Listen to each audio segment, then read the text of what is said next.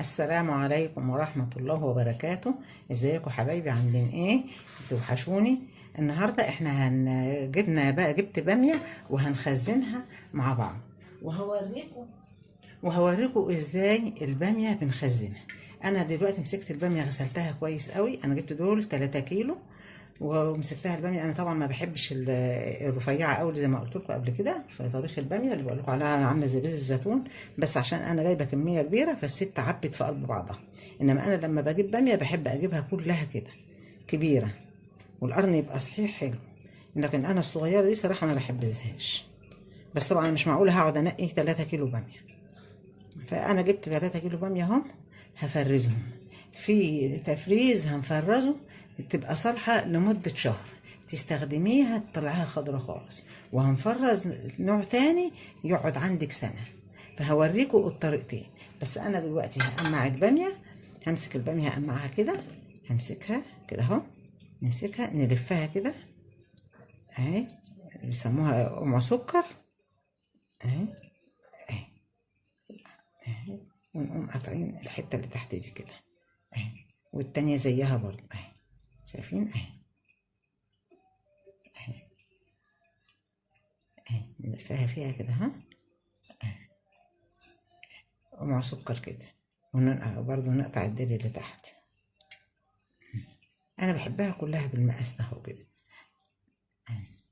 انا ما بحبش الباميه الرفيعه دي، بتبقى عامله زي بذر الزيتون، ما بحبهاش. في ناس بيحبوها، الاكل ده مزاج اهي. شايفه ازاي؟ ومع سكر كده. انا هقمعها كلها بالطريقه دي، وبعدين اجيبها واوريها لكم واشوف هنعمل فيها ايه. كل سنه وانتم طيبين، وتلحقوا تخزنوها، وممكن تخزنوها بعد عيد الاضحى عشان ما تزنقوش التلاجة بتاعتكم. كل سنه وانتم طيبين عشان اللحمه. يعني ممكن تخزني شويه دلوقتي وخزني شويه بعد العيد. قاعده الباميه يعني شغاله لحد شهر 10 اهي. بس انا قلت اوريها لكم اهي بالطريقه دي. انا هقمعها كلها بالطريقه دي وهاجي لكم اوريها لكم. يعني إن كان فيها حاجه كبيره قوي ناخدها نعملها وكا. احنا هنا عندنا بنحب الوكا، بس بنحبها صحيحه. زي ما قلت لكم قبل كده، الوكا في ناس يضربوها في الخلاط، والصعايده بيعملوها بالمفراق. احنا ما بنحبهاش كده. انا احب اعملها صحيحه، يعني اقطع القرن 2 3 واسويها، ادوس عليها شويه في السوا، وناكلها كده نسويها بالشوربه اهي. هقمعها بقى كلها كده اهو وهجيلكم.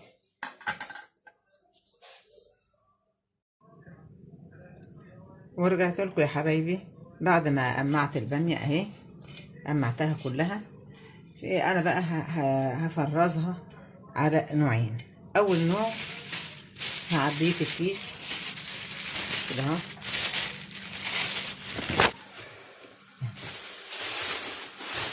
يعني مثلا دول كده اقوم مطلعه منها الهواء اهي كده. اطلع منها الهواء كده اهو، واشيل. يبقى ده نوع، ده احطه في الفريزر ني كده زي ما هو.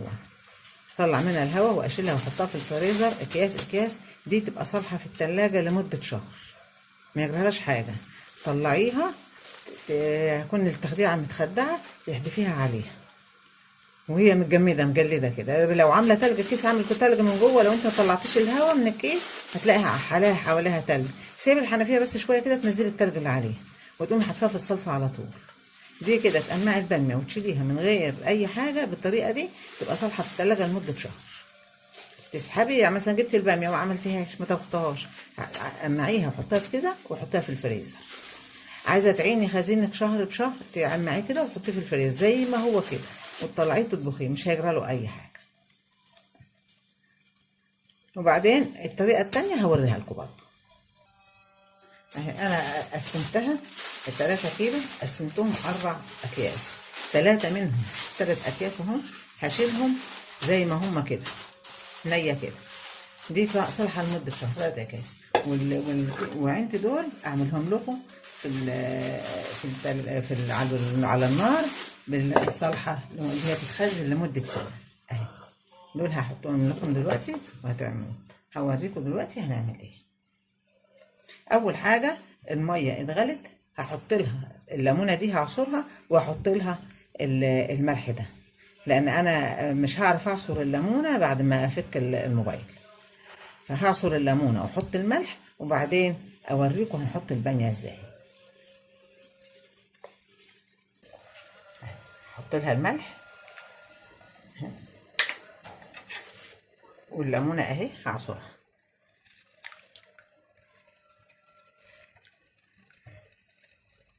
عصرتها اهي.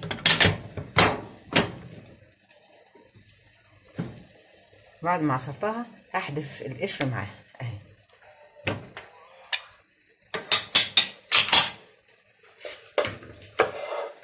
وبعدين هجيب الباميه احطها على الماء المغلي.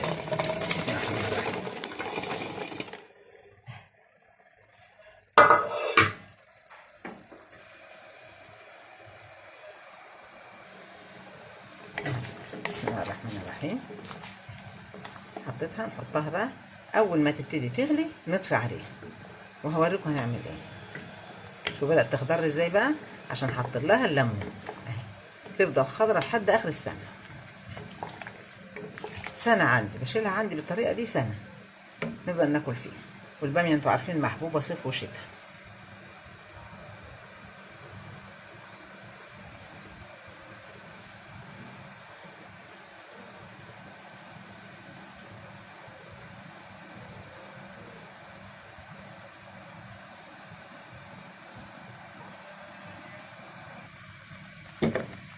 شايفين بدأت تغلي كده، كده اطفي على طول بقى. انا طفيت، هصفيها بقى واجيلكم. انا صفيتها اهي. هنزل عليها بقى بميه ساقعه من التلاجة، اديها صدمه ميه ساقعه. دي ميه انا حطاها في التلاجة، ميه ساقعه من التلاجة.